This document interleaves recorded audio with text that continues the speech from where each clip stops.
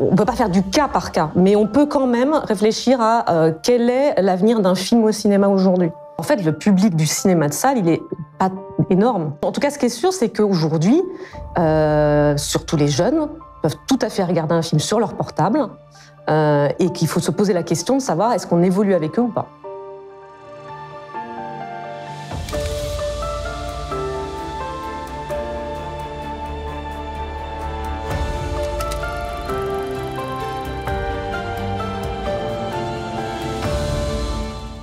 Bienvenue sur Profession Culture. Bonjour Nathalie Youn. Bonjour Pierre. Vous êtes attachée de presse de cinéma, membre du CLAP, le Cercle Libre des attachés de presse du cinéma, jeune association créée pendant le premier confinement en mai 2020. Alors une première question qui peut sembler très basique, qu'est-ce qu'une attachée de presse du cinéma? Et j'entends par là, qu'est-ce qu'une attachée de presse aujourd'hui? Et qu'est-ce que le cinéma? Qu'est-ce que recouvre le mot cinéma? Bonne question. Une attachée de presse, c'est une personne qui va rentrer en contact avec les médias, donc pas la presse écrite uniquement, évidemment, la télé, la radio, la presse écrite, Internet, etc., pour promouvoir son film, son comédien, son festival, afin que les journalistes se fassent l'écho et informent le grand public. Donc on est un peu, si vous voulez, l'entonnoir entre un film, au sens large, et le public via la presse. Et pour la partie cinéma, ça comprend quoi? La partie cinéma, effectivement, dans le CLAP, on a une majorité d'attachés de presse de films qui sortent en salle. Oui. Mais on a aussi, et j'en fais partie, des attachés de presse qui s'occupent de festivals de cinéma, de comédiens, de films qui sortent en VOD, DVD, Blu-ray, etc. Voilà, c'est vraiment le cinéma dans toute son expression et pas uniquement la sortie salle. Avant de parler de comment vit un attaché de presse, le CLAP. Le CLAP, c'est pas d'aujourd'hui que les attachés de presse sont invisibilisés. Ça a toujours été un métier de l'ombre. Pourquoi avoir voulu vous structurer récemment? En fait, l'impulsion est venue de 3 attachés de presse, que je vais comme citer, Laurence Granet, Chloé Lorenzi et Viviane Andriani, qui ont décidé de monter cette association et de faire appel à leurs collègues, et néanmoins confrères, pour qu'on puisse faire exister effectivement les attachés de presse de cinéma auprès de l'institution. Et parler d'une seule voix. Parce que jusqu'à maintenant, il n'y avait aucune association qui nous regroupait et on ne dépend d'aucun syndicat, d'aucune structure officielle. Donc avant le CLAP, il n'y avait rien. Et pourquoi avoir créé le CLAP en mai 2020? Comme vous le savez, c'est effectivement que du jour au lendemain, des attachés de presse de cinéma qui, pour la plupart, sont des indépendants, des auto-entrepreneurs ou des microstructures, n'avaient plus de travail du tout et n'avaient droit à aucune indemnité. Et c'est ça en fait, parce que la grande diversité des statuts juridiques des attachés de presse rendent la profession. Comment c'est possible d'envisager une unité entre justement ces micro-entrepreneurs, ces travailleurs indépendants qui forment la majorité, si j'ai bien compris? Il y a éventuellement quelques salariés aussi pour les plus grosses. Alors non, parce que justement aujourd'hui le CLAP ne regroupe pas au CLAP, mais voilà. dans les salariés, ceux qui sont intégrés à des structures comme des distributeurs ou des studios américains, n'ont pas eu a priori la même difficulté puisqu'ils avaient le droit à l'indemnité chômage partiel. Mais pour les soixantaines de membres du CLAP aujourd'hui, c'était autre chose, puisque du jour au lendemain, pas de travail, les cinémas fermés, des films sans arrêt repoussés, et donc un client qui ne paye pas forcément une facture. Et donc on se retrouve effectivement seul face à cette situation. Donc en fait, c'est une question économique d'abord qui vous a poussé, en tout cas, à l'urgence de cette création. Au départ, oui, et aussi parce que ça faisait quelques années qu'on essayait de se regrouper et que ça a été un peu le propulseur, en fait.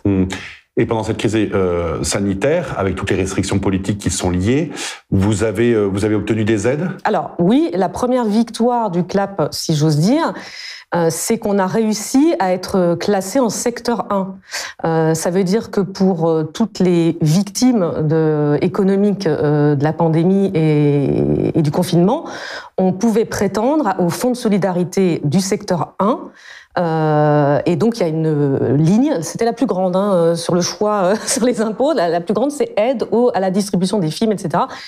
on a pu se classer dans ce secteur et pouvoir prétendre au fonds de solidarité qui était forcément plus élevé que le fonds de solidarité du secteur 2, qui se limitait à peu près à 1 500 € par mois, alors que là, c'était une compensation de la perte de chiffre d'affaires. Et est-ce que le CLAP, maintenant que... Croisons les doigts, hein, mais a priori, la vague Omicron est passée, pas trop de vagues en vue pour l'instant, donc pas trop de restrictions politiques non plus pour l'instant, donc admettons que tout aille mieux. Le CLAP, il disparaît? Non, parce que c'est pas, même si c'est la première raison pour l'existence du CLAP, ce n'est pas la seule. En fait, aujourd'hui, peu d'attachés de presse sont considérés, invités à prendre part à beaucoup de choses qui concernent l'industrie du cinéma. Par exemple, je crois qu'il y a une attachée de presse qui fait partie des commissions CNC, et encore, je suis pas sûre qu'elle en fasse encore partie, mais on n'est jamais sollicité pour ça. Pour les Césars, on est dans la classe agent et attaché de presse. Pourquoi? Donc on essaie aussi d'avoir... D'ailleurs, on a pu... grâce à notre représentant dans cette catégorie de membres des Césars, on a pu justement intégrer des nouveaux attachés de presse. Voilà, on essaye de se faire représenter un maximum, de pouvoir avoir une parole quand on estime que notre parole a un intérêt. Donc en fait, c'est aussi, même si le point de départ c'était économique, on se rend compte que c'est quand même hyper bénéfique de se regrouper et encore une fois de parler d'une seule voix. On peut aussi imaginer, c'est fait partie du travail de groupe qu'on fait actuellement, à pouvoir non pas imposer, mais en tout cas réglementer nos conditions de paiement. Parce que de ce côté-là aussi, il y a un flou total.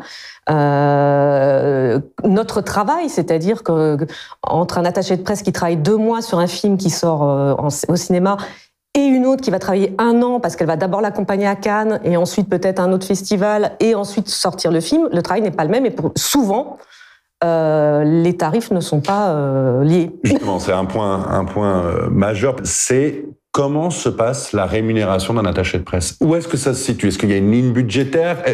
À quelle échéance êtes-vous payé? Alors, parce que les attachés de presse, ça représente quoi? 60 de cinéma, 60 à 70 personnes Oui, à peu près, oui. Voilà. Indépendant, oui. Indépendant, oui. On a quasiment on a quasiment tous les attachés de presse de cinéma dans le CLAP, à part quelques exceptions. Donc effectivement, on n'est pas très nombreux. Comment ça se passe? En fait, la ligne budgétaire d'une attachée de presse, elle va être juste différente entre le tournage, où c'est parfois le producteur qui prend en charge ces coûts-là, mais en fait, on travaille de moins en moins sur les tournages. Mais en fait, il peut arriver que sur les films français, on travaille quand même sur le tournage, qu'on fasse un travail en amont sur le tournage. Donc, dans ce cas-là, qu'est-ce que vous y faites à ce moment-là? On fait venir des journalistes, par exemple, ou tout simplement, on informe les journalistes que le tournage a lieu. On peut même décider de donner une photo de tournage. Enfin, voilà, on communique sur le tournage. Les premières images. Voilà. Donc ça, c'est le producteur souvent qui prend en charge. Mais en revanche, la plupart du temps, c'est le distributeur. Et je pense que le distributeur me contrediront s'il voit cette émission. Mais je pense que nous faisons partie du budget promotion d'un film. Voilà, au même titre que la fabrication des affiches. Ça vous semble injuste? Non, puisqu'on fait partie de la promotion d'un film. Maintenant, ce qui nous semble, nous, un petit peu injuste, c'est qu'on a l'impression, effectivement, qu'on ne fait pas partie intégrante de la vie d'un film. Or, concrètement, c'est ce qu'on vit. Quand on est en tournage, justement, avec un réalisateur, avec qui on a des relations de travail, etc., quand on discute avec le producteur, les réalisateurs, les acteurs pendant la promotion, on fait partie du film, même si le film existe déjà, même si nous, on n'a pas de droit de regard sur le film en lui-même. On a quand même un droit de regard sur qu'est-ce qu'on va dire sur le film, comment on va communiquer sur ce film. Et donc, on fait partie de la réflexion globale sur un film, au même titre que, justement, un distributeur. Et parce que quand vous arrivez, par exemple, au moment du tournage, vous ne connaissez pas l'œuvre. Donc, il y a un pari. Il arrive qu'on lise les scénarios. Donc, on connaît l'œuvre. C'est-à-dire qu'en fait, là, effectivement, en plus, il y a des attachés de presse qui ne font que des films étrangers, donc la question ne se pose pas. Mais pour ceux qui font des films... Ils ont déjà l'œuvre finie. Voilà. Et puis, je dirais même que pour ceux qui s'occupent de gros films, ils ont même une ligne directrice sur la communication. Ils n'ont pas vraiment beaucoup de liberté. Mais ça, c'est vraiment les grosses sorties de films. Mais en général, sur les films français, il y a des attachés de presse qui ont des relations très durables avec des réalisateurs, qui travaillent toujours avec des réalisateurs, à qui ils font lire les scénarios. Donc l'attaché de presse va ensuite sur le tournage. Connaissant le scénario, il a envie peut-être d'axer sa communication d'une manière ou d'une autre. Après, on voit souvent le film fini, mais parfois il nous arrive de voir des films non terminés parce que le réalisateur veut notre avis aussi, donc non mixé, non étalonné, etc. Donc on fait vraiment partie intégrante de l'équipe du film. Mais nous ne sommes pas intermittents. Vous n'êtes pas intermittent, vous dites ça parce que... Parce qu'on s'est rendu compte que certaines institutions pensaient que les attachés de presse faisaient partie des intermittents. Y compris des institutions du milieu, en fait. Oui, des institutions très... qui sont censées connaître le fonctionnement. J'aimerais déplacer un petit peu, on a parlé de la vie des attachés de presse, j'aimerais vous déplacer sur le terrain du cinéma aujourd'hui, en vous citant 3 faits qui semblent dessiner une logique, et puis vous avez le droit de ne pas être d'accord avec cette logique.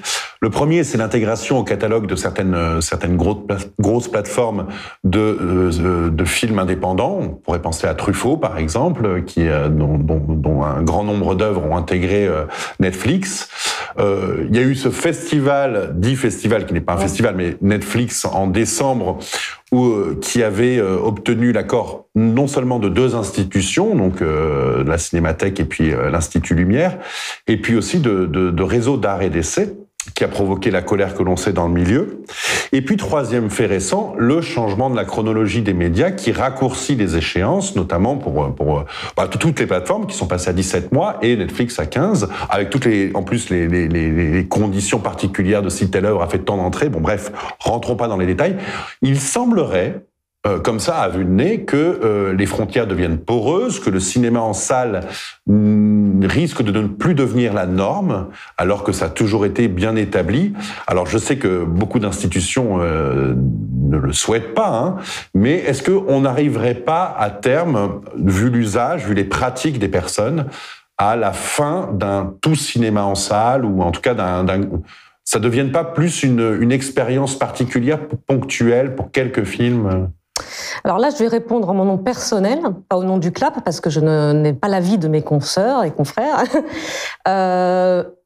J'ai tendance, premièrement, à penser qu'il faut évoluer avec les pratiques des spectateurs. Donc, qu'un film classique, comme vous dites, se retrouve sur une plateforme, moi je trouve ça plutôt bien, que ça ouvre les perspectives, parce que quand vous allez sur certaines plateformes et que vous cherchez Chaplin et qu'il n'y a pas un Chaplin, c'est quand même dommage. Et d'autre part, j'aurais tendance à me classer toujours du côté des artistes. Donc quand Jane Campion dit au Festival Lumière que si Netflix n'avait pas produit son film n'existerait pas, la vraie question c'est de savoir pourquoi.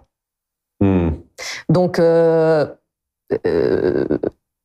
d'autant que je n'ai pas vu le film, mais paraît-il que c'est très bien. Donc on ne parle pas de quelque chose de raté, donc qui aurait été refusé à raison. Donc la question de l'exploitation du cinéma, moi je pense qu'il faudrait dans l'idéal réfléchir à tout ça de façon un peu moins globale et un peu plus dans la précision. C'est-à-dire que pour moi, il y a une différence entre un film de cinéma grand public, à grand spectacle, qui a besoin de son existence en salle avant d'être exploité différemment, et de films, et il y en a des dizaines qui sortent toutes les semaines, qui sortent sur 10 copies, ce qui veut dire qu'il y a des régions entières de France qui ne peuvent pas voir le film. Peut-être réfléchir à une sortie simultanée sur certaines plateformes géolocalisées. Moi, je lance l'idée, après... Mais donc, ce serait du cas par cas? Alors, du cas par cas, de façon un peu quand même... on ne peut pas faire du cas par cas, mais on peut quand même réfléchir à quel est l'avenir d'un film au cinéma aujourd'hui. Et il n'y a pas de règle. Effectivement, il n'y a pas de règle. Parce que les gens vont aller en masse voir Spider-Man. C'est normal, ils ont envie de se divertir, etc. Mais il y a des petits films qui, tout d'un coup, vont trouver aussi leur public. Encore une fois, quand vous allez au Festival Lumière, que vous voyez des salles pleines pour voir Drôle de drame, des films voilà. Donc, il y a quand même une envie du spectateur de voir des films très variés. Donc, la question, effectivement, c'est difficile de trouver une cohérence dans tout ça. Ce qui est sûr, c'est que l'existence de certains cinéastes sur des plateformes, apparemment, elle ne peut pas se faire ailleurs. Les plateformes qui proposent de sortir leurs films en exclusivité ou en salle, je comprends que ça pose problème aux exploitants, mais en même temps, je comprends le réalisateur qui a envie d'être vu sur un gros écran. Donc, en fait, tout ça, vous voyez, ça dépend d'où on se place. Donc, en fait, je pense que ça demande réflexion. En tout cas, ce qui est sûr, c'est qu'aujourd'hui, surtout les jeunes, peuvent tout à fait regarder un film sur leur portable et qu'il faut se poser la question de savoir est-ce qu'on évolue avec eux ou pas. Mais est-ce que ça risque pas, à terme, de réduire le rôle de l'attaché de presse? J'y dirais plus qu'au contraire. Imaginez que vous devez communiquer sur un film qui potentiellement peut être vu par 70 millions de personnes. C'est pas la même chose que de parler de à peu près 4 millions de personnes qui vont au cinéma par an. C'est 4 millions de personnes? Alors, ces chiffres, je les ai depuis quelques années. En tout cas, la Fédération française du cinéma, la FNCF, m'avait parlé de ça. Effectivement, le public potentiel du cinéma, il s'élève à 4 millions de personnes. En général, quand on va au-delà, c'est soit que les gens sont allés voir plusieurs fois, soit qu'on a affaire à des films familiaux. Donc, on y va plus à 4 qu'à 2 ou à 1. Donc, en fait, le public du cinéma de salle, il est pas énorme. En fait, ce que vous dites, c'est que si, par exemple, le cinéma, on va pas dire disparaissait, et on le souhaite pas, hein, il ne disparaîtra jamais. Oui. Non, mais vraiment. Ça reste une expérience, de toute façon. Donc, sinon, le théâtre n'existerait pas.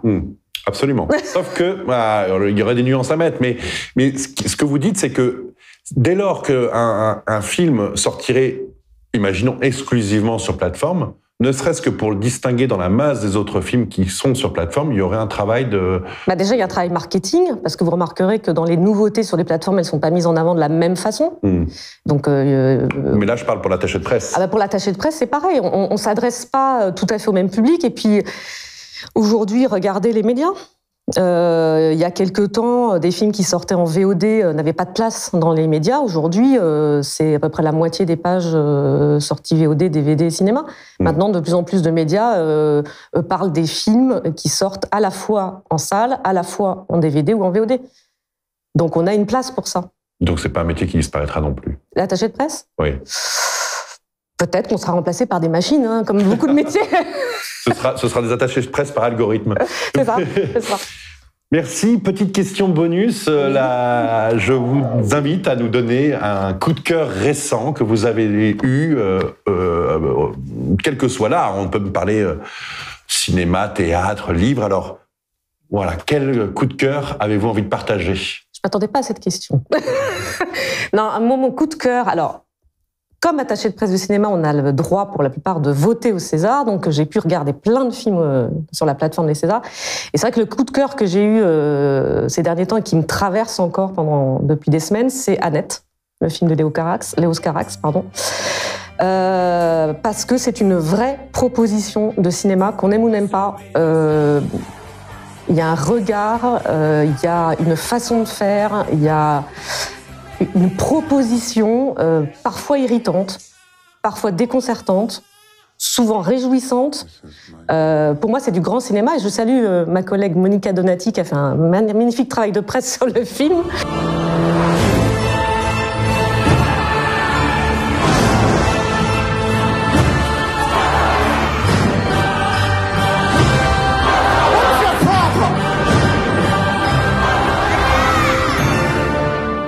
Encore une fois, que vous trouviez ça irritant ou réjouissant, vous allez traverser quelque chose pendant 2h30. Vous allez voyager dans un autre monde. D'ailleurs, le tout début du film vous invite à ne plus respirer avant le spectacle. Et vous découvrirez pourquoi quand vous l'aurez vu, cher Pierre. Merci beaucoup. De rien. Merci à vous de m'avoir reçu.